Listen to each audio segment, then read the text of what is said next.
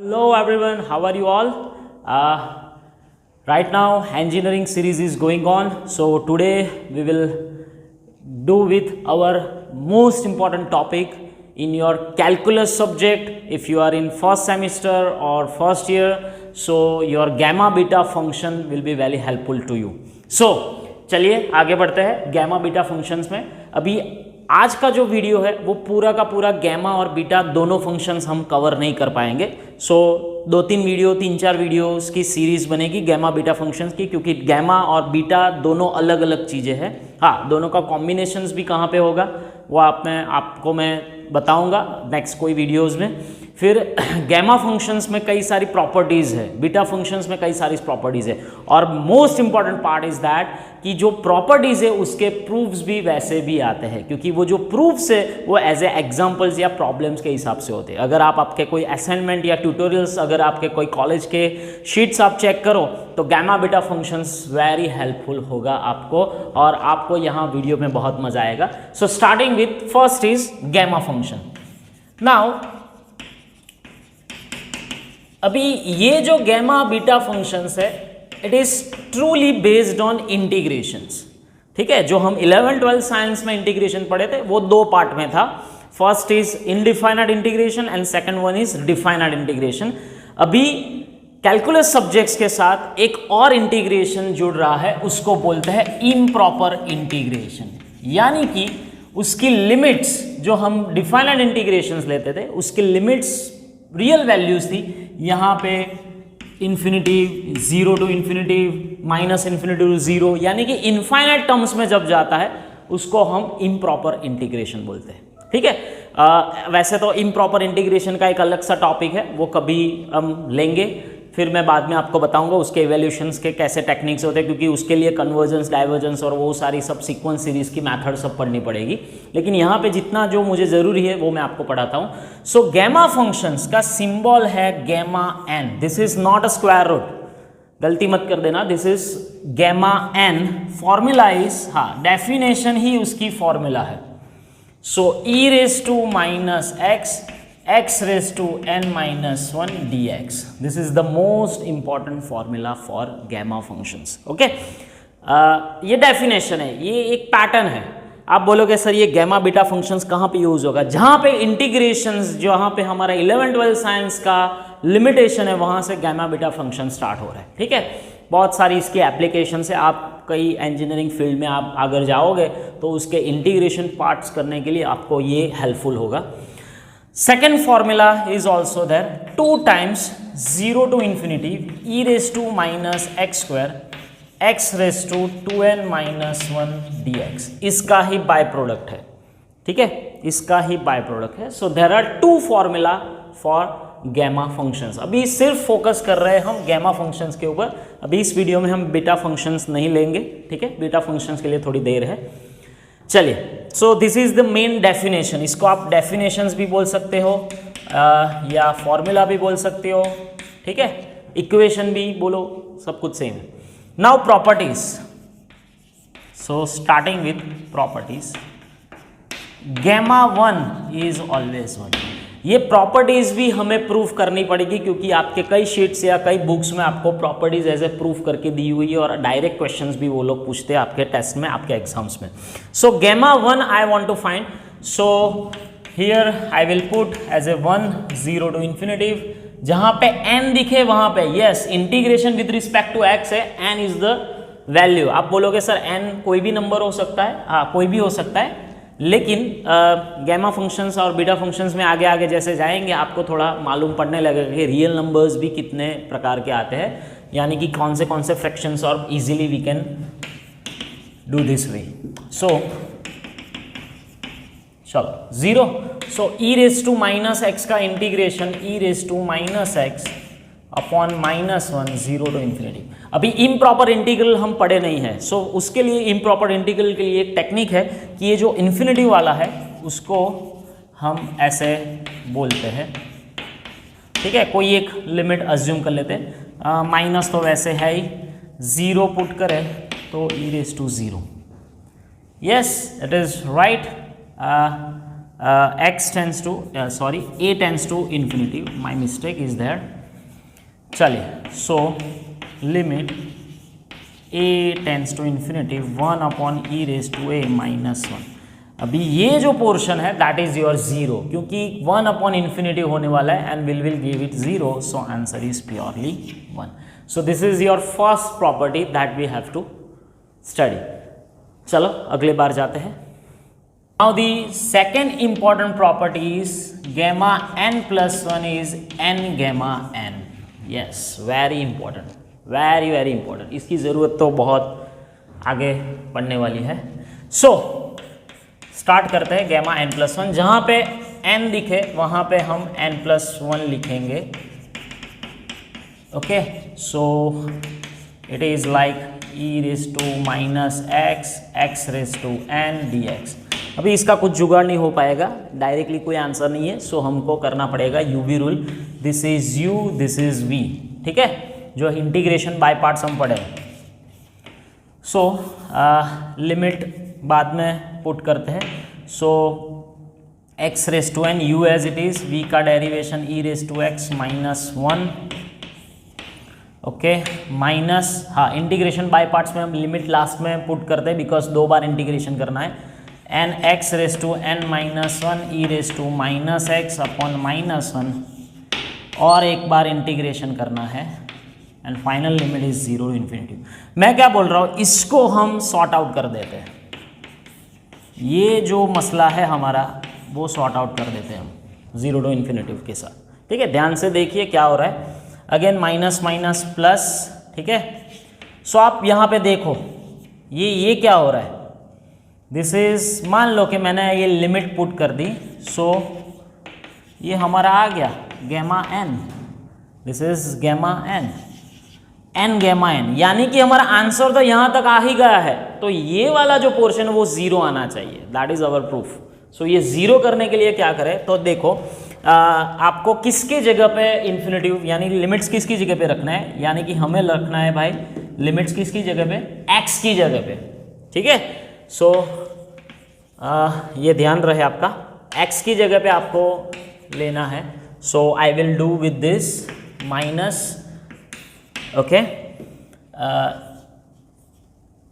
a raise to n e raise to minus a, ठीक है। अगर आप a नहीं रखते हो x ही रखो तो भी चलेगा, x raise to n e raise to minus x, ठीक है। And again e raise to 0, so 0 raise to 0 raise to 0, वो तो 0 हो ही रहा है भाई। And this is n gamma n। अभी जो इसका जुगाड़ है वो करना पड़ेगा। Now this is, you can assume that 0 into infinity form है, ठीक है। हाँ, ये प्रूफ है इसलिए प्रॉपर मुझे लिखना पड़ेगा भाई। चलो, इनडिटर्मिनेट फॉर्म आपको याद आ रहा है, ऐसा वाला सम हमने किया था इनडिटर्मिनेट फॉर्म में। सो इसका आंसर 0 ही आया था। क्यों? क्योंकि हम एल हॉस्पिटल रूल अप्लाई करें। So n minus 1, n minus 2, n minus 3, n times जा रहा है और नीचे e रेज टू x का e रेज टू है। So this will become 0। So your answer is n gamma n। क्यों? क्योंकि ये तो कांस्टेंट टर्म है। So e raise to infinity 1 upon infinity 0। So your answer is n gamma n, ठीक है। So this is the most important property for gamma function. चलिए, third property is gamma n plus 1 is equals to n factorial. लेकिन ये जो n है वो हमारा natural number ही होना चाहिए। हाँ, तो आप बोलोगे सर दो properties, yes, n gamma n है वो कोई भी नंबर्स के साथ चल सकता है, लेकिन आप जब फैक्टोरियल की बात करते हो वो सिर्फ इंटीजर यानी कि पॉजिटिव इंटीजर यानी कि नेचुरल नंबर के साथ ही होना चाहिए। सो उसके लिए हमारा लास्ट वाला जो प्रूफ है उसकी ज़रूरत पड़ने वाली है। चलो, n plus 1 that is n gamma n। अभी फिर से इसका सिंप्लीफिकेशन करें। So n minus 1 gamma n minus 1, again n minus 1, n minus 2 gamma n minus 2। ऐसे आप इनफाइनाइट टर्म्स तब करते जाओ। So it will give you n minus n अगर आपका n नेचुरल नंबर है तो, ठीक है। सो it will give you the 1 number, ठीक है। सो गैमा 1 ऑलरेडी 1 है, सो your answer is n factorial. ठीक है, चलिए ये very important proof, very very important property and proof also. इसकी प्रूफ तो कई बार आपको टीचर्स भी आपके लेक्चर्स में करवाते हैं और बुक्स में भी है, लेकिन मैं एक सीधी तरीके से मेथड से आपको लूँगा और आपको ये प्रूफ इजीली आपको क्रैक हो जाएगी। सो फॉर दिस, ये प्रूफ है इसलिए मेथड फिक्स है, ये मेथड के साथ ही आपको करना पड़ेगा। जैसे हम पाइथागोरस थ्योरम या फंडामेंटल प्रोपोर्शनलिटी थ्योरम, ऐसे जो थ्योरम्स करते थे वो बेस्ट प्रूफ के साथ ही करते थे, बेस्ट मेथड के साथ। चलो, so first of all we have to take gamma 1/2 gamma 1/2। यहाँ पे जो फॉर्मूला है, जो पहले वाली ली थी वो नहीं लेना है, दूसरी वाली लेना है, यानी कि 2 0 to infinity e raised to minus x square dx। Yes, for this, yes. और इसके साथ क्या था, 2m-1। फिर से मैं फॉर्मूला लिख रहा हूँ अगर आप भूल गए हो तो, 0 to infinity e raised to minus x square x raised to 2n-1 dx। So x raised to 2 1/2 minus 1 dx into, again एक बार है, लेकिन मैं इसमें क्या करता हूँ कि x की जगह पे y लिख लेता हूँ, चलता है क्योंकि वेरिएबल कोई भी चेंज करो, नथिंग टू वरी। इतना हो गया, this is the best structure. चलो, सो ये वाला कैंसल, ये वाला कैंसल, क्योंकि x की 0 पावर y की 0 पावर। सो फाइनली 2 बार इंटीग्रेशन, यस, यहाँ पे मल्टीपल इंटीग्रेशन आ रहा है, वो अभी आप शायद पढ़े हो या नहीं पढ़े हो, आई डोंट नो। और मैं अभी लेक्चर्स के आगे की सीरीज़ में मल्टीपल इंटीग्रेशन लेने ही वाला हूँ, लेकिन अभी जितना ज़रूरी है उतना मैं समझाता हूँ आपको। चलो, 4 0 to infinity 0 to infinity minus common x square plus y square. ये क्या किया सर, लॉज ऑफ एक्सपोनेंट। अभी आप इतने बड़े हो चुके हो, इंजीनियरिंग में हो, so you can do with right way.